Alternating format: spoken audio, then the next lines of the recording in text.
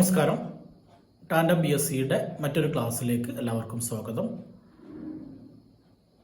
നമ്മൾ തിരുവിതാംകൂർ ഹിസ്റ്ററിയാണ് സ്റ്റാർട്ട് ചെയ്തിട്ടുള്ളത്. കഴിഞ്ഞ ദിവസം മാർത്താണ്ഡവർമ്മയുമായി ബന്ധപ്പെട്ട വളരെ പ്രധാനപ്പെട്ട ചില കാര്യങ്ങൾ പറഞ്ഞു കഴിഞ്ഞു. അതോടൊപ്പം എങ്ങനെയാണ് വേണാട് രാജവംശം ആധുനിക തിരുവിതാംകൂറായി മാറിയത് എന്നും എങ്ങനെയാണ് മാർത്താണ്ഡവർമ്മയിൽ അധികാരം വന്നെത്തിയത് എന്നുള്ളതൊക്കെ നമ്മൾ വിശദമായിട്ട് കഴിഞ്ഞ ദിവസം പറഞ്ഞു കഴിഞ്ഞു.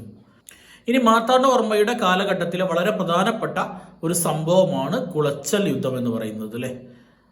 നമ്മൾ കഴിഞ്ഞ ക്ലാസ്സിൽ പറഞ്ഞിട്ടുണ്ടായിരുന്നു, കുളച്ചൽ യുദ്ധം എന്നത് നമ്മൾ ഒരു ചെറിയ ഒരു 1-2 മിനിറ്റിൽ പറഞ്ഞു തീർക്കേണ്ട സംഗതിയല്ല. പ്രത്യേകിച്ച് ഒരു ഡിഗ്രി ലെവൽ എക്സാമിനേഷനെ സംബന്ധിച്ചിടത്തോളം ആഴത്തിൽ പഠിക്കേണ്ടതുണ്ട്. പ്രത്യേകിച്ച് ഏഷ്യയിലെ ആദ്യമായിട്ടാണ് ഒരു നാട്ടുരാജ്യം എന്ത് ചെയ്യുന്നത്, ഒരു വിദേശ ശക്തി, ഒരു യൂറോപ്യൻ ശക്തിയെ പരാജയപ്പെടുത്തുന്നത്. അതുകൊണ്ട് തന്നെ വളരെ ചരിത്ര പ്രാധാന്യമുള്ള ഒരു യുദ്ധമാണ് കുളച്ചൽ യുദ്ധം എന്ന് പറയുന്നത്. അതുകൊണ്ട് നമുക്കത് ഡീറ്റെയിൽഡ് ആയിട്ട് തന്നെ എങ്ങനെയാണ് കുളച്ചൽ യുദ്ധം സംഭവിച്ചത്, യുദ്ധത്തിലേക്ക് എത്തിയത് എങ്ങനെയാണ് മാർത്താണ്ഡവർമ്മ ഈ ഡച്ചുകാരുടെ ഈ മോഡേൺ ടെക്നോളജി, മോഡേൺ യുദ്ധ സാമഗ്രികളും ഒക്കെ മറികടന്നുകൊണ്ട് വിജയം കൈവരിച്ചത് തുടങ്ങിയ ഒരുപാട് കാര്യങ്ങൾ നമുക്ക് അതിൽ പഠിക്കാണ്ട്. അതോടൊപ്പം എന്താണ് അതിൻ്റെ റിസൾട്ട് എന്തായിരുന്നു, ഈ യുദ്ധത്തിൻ്റെ റിസൾട്ട് എന്തായിരുന്നു എന്നുള്ളതൊക്കെ നമുക്ക് വിശദമായിട്ട് ചർച്ച ചെയ്യാനുണ്ട്. അപ്പോൾ നമുക്ക് സമയം കളയാതെ നേരെ ക്ലാസ്സിലേക്ക് പോകാം. അപ്പോൾ ട്രാവങ്കൂർ ഡച്ച് വാർ അഥവാ കുളച്ചൽ വാർ ആണ് നമ്മൾ ഇന്ന് നോക്കുന്നത്. Marthanda Varma led the Travancore forces in the Travancore Dutch war of 1741, also known as battle of Colachel. അതായത് മാർത്താണ്ഡവർമ്മ എന്ത് ചെയ്തു, തിരുവിതാംകൂർ സൈന്യത്തെ ഒരു ഡച്ചുകാരുമായിട്ടുള്ള ഒരു യുദ്ധത്തിന് വേണ്ടി തയ്യാറാക്കുകയും അങ്ങനെ യുദ്ധത്തിൽ ഡച്ചുകാരുമായിട്ട് വിജയിക്കുകയൊക്കെ ചെയ്യുന്നുണ്ട് അല്ലേ. ഈ യുദ്ധത്തെ ട്രാവങ്കൂർ ഡച്ച് വാർ എന്നും കുളച്ചൽ യുദ്ധം എന്നൊക്കെ അറിയപ്പെടുന്നുണ്ട്. കാരണം കുളച്ചൽ എന്ന സ്ഥലത്ത് വെച്ചിട്ടാണ് യുദ്ധം നടക്കുന്നത്. അതുകൊണ്ട് തന്നെ ഇതിനെ കുളച്ചൽ യുദ്ധം എന്നും അറിയപ്പെടുന്നുണ്ട്. The Travancore victory over the Dutch is considered one of the first examples of N Asian power overcoming European military tactics and technology. നമ്മൾ നേരത്തെ പറഞ്ഞ കാര്യം തന്നെ, അതായത് യൂറോപ്യന്മാരുടെ സൈനിക തന്ത്രങ്ങളുടെയും അവരുടെ മോഡേൺ ടെക്നോളജിയോടൊക്കെ ഒരു ഏഷ്യൻ രാജാവ് പൊരുതി ജയിക്കുക എന്നുള്ള ആദ്യത്തെ സംഭവമാണ് ഈ എന്ത് പറയുന്നത് കുളച്ചൽ യുദ്ധത്തോടുകൂടി സംഭവിക്കുന്നത്. അതായത് യൂറോപ്യൻ ശക്തിയോടൊന്നും യുദ്ധം ചെയ്ത് ജയിക്കാനൊന്നും ഒരു ഏഷ്യൻ അല്ലെങ്കിൽ ഒരു ഇന്ത്യയിലെ ഒരു നാട്ടുരാജാവിന് കഴിയില്ല എന്നുള്ളതായിരുന്നു അതുവരെ എല്ലാവരും വിചാരിച്ചിരുന്നത്. ഈ മാർത്താണ്ഡവർമ്മ ഡച്ചുകാരെ പരാജയപ്പെടുന്നതോടുകൂടിയാണ് ഈ വിദേശ ശക്തികളെ, യൂറോപ്യൻ ശക്തികളെയൊക്കെ യുദ്ധത്തിൽ നമുക്ക് പരാജയപ്പെടുത്താൻ കഴിയും എന്നുള്ളത്, അവരെ അതിജയിക്കാൻ നമുക്ക് കഴിയും എന്നുള്ള ഒരു തോന്നൽ പലരിലും ഉണ്ടാക്കിയത്. Okay. Marthandavarma adopted a policy of expansionism. He conquered several small kingdoms of Malabar which threatened the economic interests of the Dutch East India Company. അതായത് എങ്ങനെയാണ് ഒരു യുദ്ധം ഡച്ചുകാരും അതേപോലെ മാർത്താണ്ഡവർമ്മയും തമ്മിലുള്ള ഒരു യുദ്ധത്തിനുള്ള സാഹചര്യം ഒരുങ്ങിയത് എന്നാണ് നമ്മൾ ഇനി പറയാൻ പോകുന്നത്. മലബാറിലെ ഒരുപാട് നാട്ടുരാജ്യങ്ങൾ ഡച്ചുകാരുമായിട്ട് എന്തിലായിരുന്നു, വ്യാപാര ബന്ധത്തിൽ ഏർപ്പെട്ടിരുന്നു. ഡച്ചുകാരുടെ വ്യാപാര താല്പര്യങ്ങൾ സംരക്ഷിക്കുന്ന ഒരുപാട് നാട്ടുരാജ്യങ്ങൾ എവിടെ ഉണ്ടായിരുന്നു, മലബാറിൽ ഉണ്ടായിരുന്നു. The reason being Marthanda Varma and his vassals had little interest in honouring the contacts the Dutch had made earlier with the conquered states. അതായത് ഈ ഡച്ചുകാരുമായിട്ട് കരാറിൽ ഏർപ്പെട്ട, അവരുമായിട്ട് വാണിജ്യ ബന്ധം സ്ഥാപിച്ചിട്ടുള്ള ഈ നാട്ടുരാജ്യങ്ങൾ ആ കരാറ് പിന്തുടരുന്നതിൽ അല്ലെ കരാറ് പൂർത്തീകരിക്കുന്നതിൽ ആർക്ക് താല്പര്യം ഉണ്ടായിരുന്നില്ല, മാർത്താണ്ഡവർമ്മ നാട്ടുരാജാവ് എന്നുള്ള നിലക്ക് മാർത്താണ്ഡവർമ്മക്ക് താല്പര്യം ഉണ്ടായിരുന്നില്ല. ദ ഡച്ച് ഗവർണർ ഓഫ് അങ്ങനെ മാർത്താണ്ഡവർമ്മ എന്ത് ചെയ്തു, ഈ പറയുന്ന മാർത്താണ്ഡവർമ്മ അവിടെ ഒരു എക്സ്പാൻഷന് തുടങ്ങി. അതായത് മാർത്താണ്ഡവർമ്മയുടെ സാമ്രാജ്യ വിപുലീകരണവുമായിട്ട് ബന്ധപ്പെട്ട് ഈ മലബാർ ൊക്കെയുള്ള ഈ ഡച്ചുകാരുമായിട്ട് വാണിജ്യ ബന്ധത്തിൽ ഏർപ്പെട്ട നാട്ടുരാജ്യങ്ങളുമായിട്ടൊക്കെ മാർത്താണ്ഡവർമ്മ എന്ത് ചെയ്തു, സൗഹൃദങ്ങൾ സ്ഥാപിക്കലും പിന്നെ ഒക്കെ തുടങ്ങി. അവരുമായിട്ട് അലയൻസിലൊക്കെ എത്തി. ഇത് എന്ത് ചെയ്തു, ഡച്ചുകാരെ വല്ലാതെ ഭയപ്പെടുത്തി. കാരണം അവരുടെ ഒരു വ്യാപാര താല്പര്യങ്ങൾ നഷ്ടപ്പെടുമ്പോൾ തകർന്നു പോകുമോ എന്നുള്ള ഭയമൊക്കെ ആർക്കുണ്ടായി, ഡച്ചുകാർക്കുണ്ടായി. അങ്ങനെ ഡച്ചുകാരനായ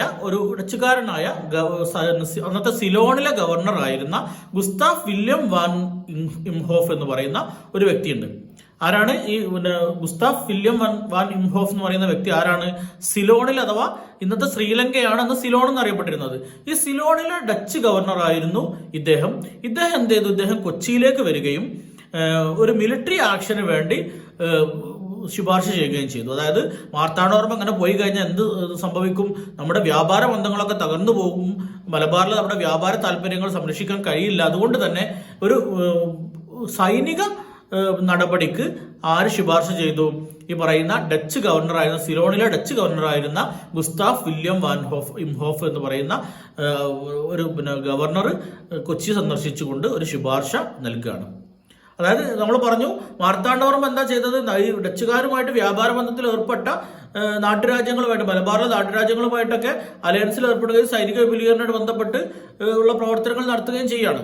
ഈ മലബാറിൽ ഡച്ചുകാർക്ക് നല്ല സ്പൈസസ് അടക്കമുള്ള ഒരുപാട് വാണിജ്യ വസ്തുക്കൾ അവർക്ക് ലഭിച്ചുകൊണ്ടിരുന്നു. ഇതൊക്കെ നഷ്ടപ്പെടുമോ എന്ന ഭയമാണ് അവരൊരു സൈനിക നടപടിയിലേക്ക് അവരെ പ്രേരിപ്പിച്ചത്. Van Imhoff used diplomacy as last Dutch effort to avoid conflict, personally meeting with Marthanda Varma to negotiate peace. അതായത് ഇങ്ങനെയൊക്കെയാണെങ്കിലും ഈ ഗുസ്താഫ് വില്യം വാൻ ഇംഹോഫിന് എന്തില്ല, ഒരു യുദ്ധത്തിലേക്ക് പോകണം എന്നുള്ള താല്പര്യമൊന്നും ഉണ്ടായിരുന്നില്ല. അദ്ദേഹം എങ്ങനെയെങ്കിലും ഇത് സമാധാനത്തോടു കൂടി തീർക്കണം എന്നുള്ള ഒരു ആഗ്രഹം തന്നെയായിരുന്നു ഉണ്ടായിരുന്നത്. എന്നാൽ മാർത്താണ്ഡവർമ്മയുടെ ഈ പ്രവർത്തനങ്ങളൊന്നും അദ്ദേഹത്തെ അത്ര രസിപ്പിച്ചതുമില്ല. അതുകൊണ്ട് തന്നെ മാർത്താണ്ഡവർമ്മയുടെ ഒരു നയതന്ത്ര ചർച്ചയ്ക്ക് വേണ്ടി ഇദ്ദേഹം ശ്രമിക്കുന്നു. അങ്ങനെ ഒരു പേഴ്സണൽ മീറ്റിംഗ് നടത്തുന്നു. മാർത്താണ്ഡവർമ്മയായിട്ട് എങ്ങനെയെങ്കിലും സമാധാനം സംരക്ഷിക്കുക അല്ലെങ്കിൽ സമാധാനം നിലനിർത്താൻ വേണ്ടി മാർത്താണ്ഡവർമ്മയായിട്ട് ഒരു നയതന്ത്ര ചർച്ച ഇദ്ദേഹം നടത്തി. In the subsequent meeting van Imhoff threatened war if the terms were not met by Travancore. ഒരു ഭീഷണിയുടെ സ്വരത്തിലാണ് ഈ ഒരു മീറ്റിംഗിൽ, ഒരു നയതന്ത്ര ചർച്ചയിൽ ആര് സംസാരിച്ചത്? ഈ പറയുന്ന ഗുസ്താഫ് വില്യം വാൻ ഇംഹോഫ് എന്ന് പറയുന്ന ഈ സിലോണിലെ ഡച്ച് ഗവർണർ എന്ത് ചെയ്തു? മാർത്താണ്ഡവർമ്മയുടെ ഒരു യുദ്ധത്തിന്റെ ഒരു ഭീതി നിലനിർത്തിക്കൊണ്ട്, അതായത് അദ്ദേഹം, ഇവർ പറയുന്ന ഡച്ചുകാർ പറയുന്ന അവരുടെ നിബന്ധനകൾ അംഗീകരിക്കാൻ വേണ്ടി ഒരു ഭയപ്പെടുത്തുന്ന രീതിയിൽ ഒരു യുദ്ധത്തെക്കുറിച്ച് സംസാരിച്ചു. നിങ്ങൾ ഞങ്ങളുടെ ഇത് അംഗീകരിച്ചിട്ടില്ലെങ്കിൽ, ഞങ്ങളുടെ ഡിമാൻഡ് അംഗീകരിച്ചില്ലെങ്കിൽ ഒരു യുദ്ധത്തിലേക്ക് പോവേണ്ടി വരും. കാരണം ഞാൻ നേരത്തെ പറഞ്ഞതുപോലെ അന്ന് ഈ യൂറോപ്യൻ ശക്തികളുമായിട്ടൊരു ഇന്ത്യൻ നാട്ടുരാജാവ് യുദ്ധം ചെയ്യുക എന്ന് പറയുന്നത് അന്ന് ആലോചിക്കാൻ പോലും പറ്റാത്തൊരു സാഹചര്യമായിരുന്നു. അതുകൊണ്ട് തന്നെ ഈ യൂറോപ്യന്മാർ യുദ്ധം ചെയ്യും എന്ന് പറഞ്ഞാൽ, പേടിപ്പിച്ചാൽ പേടിക്കുമെന്നായിരുന്നു അദ്ദേഹം വിചാരിച്ചിരുന്നത്. പക്ഷെ അദ്ദേഹം ഇതുവരെ കണ്ട ഒരു നാട്ടുരാജാവല്ല മാർത്താണ്ഡവർമ്മ.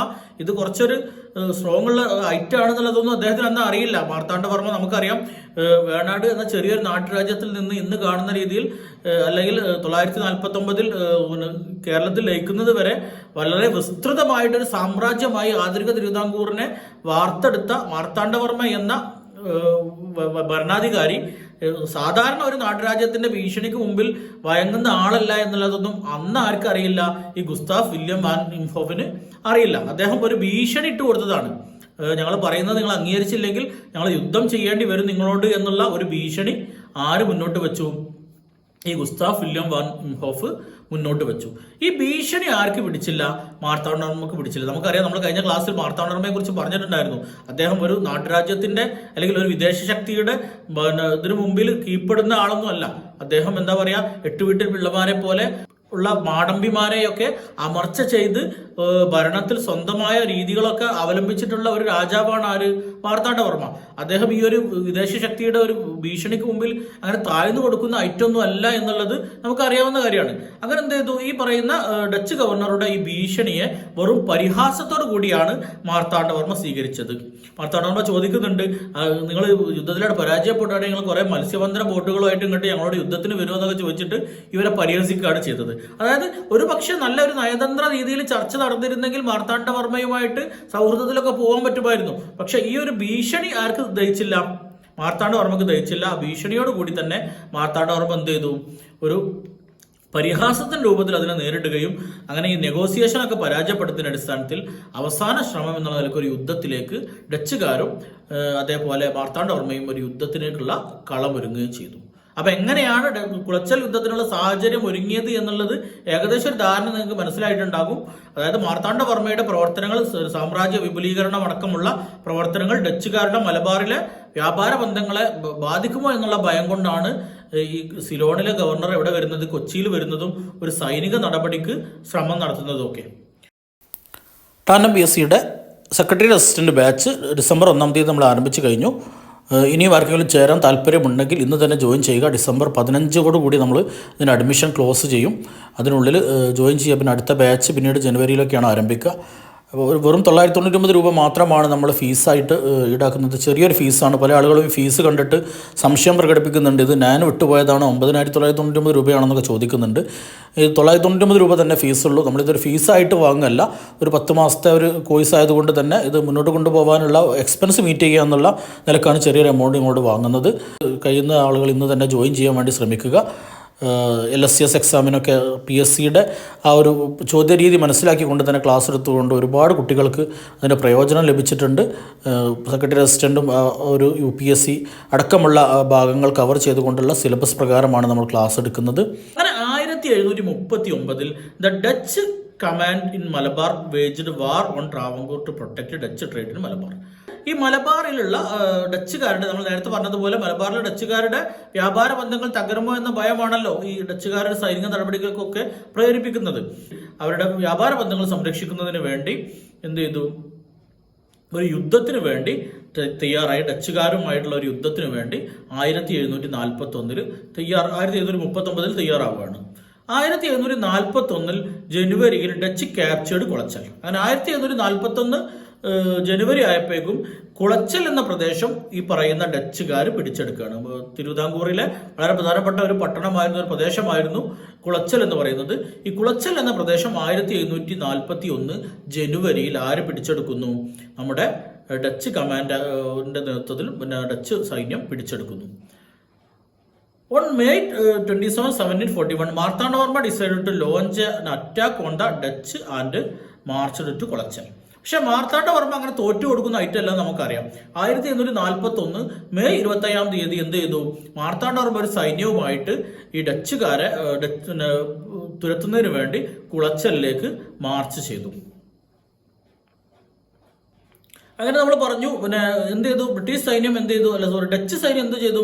കുളച്ചൽ പിടിച്ചെടുത്തു. അങ്ങനെ കുളച്ചലിലേക്ക് ഒരു നാവിക സേനയെ അയച്ചിട്ട് ബോംബാക്രമണമൊക്കെ തുടങ്ങി. അവിടെ കുളച്ചലിൽ ബോംബാക്രമണം നടത്തുകയും അവിടെ നാട്ടുകാർ പരിഭ്രാന്തരായിട്ട് ആ പ്രദേശം വിട്ട് പിന്നെ മറ്റു സ്ഥലങ്ങളിലേക്ക് പലായനം ചെയ്ത സാഹചര്യമൊക്കെ ഉണ്ടായി. അപ്പൊ ഇതിന് മറുപടിയായിട്ട് എന്ത് ചെയ്തു? മാർത്താണ്ഡവർമ്മ 2000 പേരുള്ള ഒരു സേനയെ കുളച്ചലിലേക്ക് അയച്ചു. അപ്പം ഡച്ച് സേന അവിടെ ഭീകരാന്തരീക്ഷം സൃഷ്ടിച്ചുകൊണ്ടിരിക്കുകയാണ്. ഇവിടെ കുളച്ചല് അവിടെ ബോംബാക്രമണമൊക്കെ നടത്തി അവിടുത്തെ തദ്ദേശീയരായ ആളുകളൊക്കെ ആ പ്രദേശം വിട്ടിട്ട് മറ്റു പല സ്ഥലങ്ങളിലും അഭയം തേടി. അങ്ങനെ ഭീകരമായ സാഹചര്യം കുളച്ചലിൽ ആര് സൃഷ്ടിച്ചു? ഡച്ചുകാർ സൃഷ്ടിച്ചു. ഇതിലൊന്ന് പേടിച്ചോടാൻ ആര് തയ്യാറായിരുന്നില്ല? മാർത്താണ്ഡവർമ്മ തയ്യാറായിരുന്നില്ല. ഇതിന് മറുപടിയായിട്ട് 2000 പേരുള്ള ഒരു സൈന്യത്തെ കുളച്ചലിലേക്ക് അയക്കുകയാണ്. തിരുവിതാംകൂറിന്റെ തലസ്ഥാനമായ പത്മനാഭപുരം പിടിച്ചെടുക്കുക എന്ന ലക്ഷ്യത്തോടെയാണ് ഡച്ചുകാർ കുളച്ചൽ കൈവശപ്പെടുത്താൻ പദ്ധതിയിട്ടത്. അതായത് ഡച്ചുകാരുടെ ഉദ്ദേശം കുളച്ചലല്ല, പത്മനാഭപുരം പിടിച്ചെടുക്കുക എന്നുള്ളതാണ്. അപ്പൊ അതിന്റെ ആദ്യ പടി എന്നുള്ള നിലക്കാണ് അവർ എന്ത് ചെയ്തത്? ഈ കുളച്ചലിൽ പോയിട്ട് ബോംബ് വർഷിക്കുന്നതും കുളച്ചൽ ഒരു ഭീകരാന്തരീക്ഷം സൃഷ്ടിച്ചുകൊണ്ട് നാട്ടുകാരെ തുരത്തുന്നതും ഒക്കെ. അവിടെ തമ്പടിച്ച ശേഷം പത്മനാഭപുരം കീഴ്പ്പെടുത്തുക എന്നുള്ളതായിരുന്നു അവരുടെ ഉദ്ദേശം. കാരണം മാർത്താണ്ഡവർമ്മയുടെ ഭരണ തലസ്ഥാനമാണ് പത്മനാഭപുരം അല്ലെ. കാരണം ഏതൊരു രാജാവിനെയും തകർക്കാൻ, പരാജയപ്പെടുത്താൻ വേണ്ടി യുദ്ധത്തിൽ ചെയ്യുന്ന വലിയൊരു തന്ത്രമാണ് എന്ത് ചെയ്യാം, എന്താ പറയാ, അവരുടെ ഭരണ സ്ഥിരാകേന്ദ്രം പിടിച്ചെടുക്കുക. നമുക്കറിയാം മൈസൂരിൽ ടിപ്പു സുൽത്താനെ പരാജയപ്പെടുത്താൻ വേണ്ടി ബ്രിട്ടീഷുകാർ ചെയ്തത് എന്താണ്? ശ്രീരംഗപട്ടണം വളയാണ് അല്ലെ. ആ ഒരു രീതിയാണ് യൂറോപ്യന്മാരൊക്കെ സ്വീകരിക്കുന്നത്. അതായത് ഇവരുടെ ഭരണ സ്ഥിരാകേന്ദ്രത്തെയാണ് ആദ്യം ഇവർ ലക്ഷ്യം വെക്കുക. അങ്ങനെ ഇവർ എന്ത് ചെയ്തു? പത്മനാഭപുരം പിടിച്ചെടുക്കാൻ വേണ്ടി എന്ത് ചെയ്തു? കുളച്ചലിൽ തമ്പടിക്കാനുള്ള പദ്ധതിയായിരുന്നു ഇവരിട്ടിട്ടുണ്ടായിരുന്നത്. കുളച്ചൽ പിടിച്ചടക്കിയ ശേഷം ഡച്ചുകാർ അടുത്തുള്ള ഗ്രാമങ്ങൾ പിടിച്ചെടുക്കാൻ തുടങ്ങി. കുളച്ചലിനും കോട്ടാറിനും ഇടയിലുള്ള പ്രദേശം കൊള്ളയടിച്ചു. അതായത് ഈ ഒരു പത്മനാഭപുരം പിടിച്ചെടുക്കാനുള്ള ശ്രമത്തിന്റെ ഭാഗമായിട്ട് ആദ്യം അവർ കുളച്ചലിൽ തമ്പടിച്ചു. പിന്നെ കുളച്ചലിന് തൊട്ടടുത്തുള്ള പ്രദേശങ്ങളൊക്കെ അവരുടെ വരുതിയിലാക്കാനുള്ള ശ്രമം നടത്തി. അവരുടെ കോട്ടാറിനും ഇടയിലുള്ള ഒരു പ്രദേശം കൊള്ളയടിക്കുകയൊക്കെ ചെയ്തു. അങ്ങനെ എന്ത് ചെയ്തു? ശ്രീലങ്കയിൽ നിന്നും ഇന്തോനേഷ്യയിൽ നിന്നും സൈന്യത്തെ അഭ്യർത്ഥിച്ചു. ഈ ഡച്ചുകാർ എന്ത് ചെയ്തു? ഇവരുടെ ലക്ഷ്യത്തിലേക്ക് എത്താൻ വേണ്ടി കൂടുതൽ സൈന്യത്തിന്റെ ആവശ്യമുണ്ടെന്ന് അവർക്ക് മനസ്സിലായി. കാരണം മാർത്താണ്ഡവർമ്മയുടെ സൈന്യം അത്ര ചെറിയ സൈന്യമൊന്നുമല്ല. അങ്ങനെ അത്ര പെട്ടെന്ന് മാർത്താണ്ഡവർമ്മയെ കീഴ്പ്പെടുത്തുക എന്നുള്ളത് എളുപ്പമല്ല. അതുകൊണ്ട് തന്നെ സൈനിക വിപുലീകരണം അനിവാര്യമാണ് എന്ന് ഡച്ചുകാർ മനസ്സിലാക്കുകയും ഓൾറെഡി ഇന്തോനേഷ്യയിലും സിലോണിലും ഒക്കെ ഡച്ചുകാരുടെ സൈന്യം ഓൾറെഡി ഉണ്ട്. അപ്പൊ അവിടെ നിന്നും സൈനികരെ അഭ്യർത്ഥിച്ചുകൊണ്ട് ഇവർ ബന്ധപ്പെട്ടു. എന്നാൽ അവിടെ ഇന്തോനേഷ്യയിൽ ആ സമയത്ത് ഒരു ആഭ്യന്തര കലാപം നടന്നുകൊണ്ടിരിക്കുകയായിരുന്നു. അതുകൊണ്ട് തന്നെ ഇന്തോനേഷ്യയിൽ നിന്ന് എന്തില്ല സൈന്യത്തെ ഇങ്ങോട്ട് അയക്കാൻ അവർ തയ്യാറായില്ല. കാരണം അവിടെയുള്ള സൈനികരെ അവിടെ തന്നെ ആവശ്യമുണ്ട്. അവിടുത്തെ ആഭ്യന്തര പ്രശ്നങ്ങളും കലാപങ്ങളും ഒക്കെ കാരണം എപ്പോഴും എന്ത് സംഭവിക്കാന്നുള്ള സാഹചര്യമായിരുന്നു ആ സമയത്ത് ഇന്തോനേഷ്യയിൽ ഉണ്ടായിരുന്നത്. അതുകൊണ്ട് തന്നെ ഇന്തോനേഷ്യയിൽ നിന്ന് സൈനികരൊന്നും എത്തിയില്ല. എന്നാൽ സിലോണിൽ നിന്ന് അഥവാ ഇന്നത്തെ ശ്രീലങ്കയിൽ നിന്ന് ഒരു 300 സൈനികർ വന്നിട്ട് ഇവിടെ ശക്തിപ്പെടുത്താൻ വേണ്ടി വന്നു. വെറും 300 സൈനികരാണ് വന്നത്. ഓക്കെ.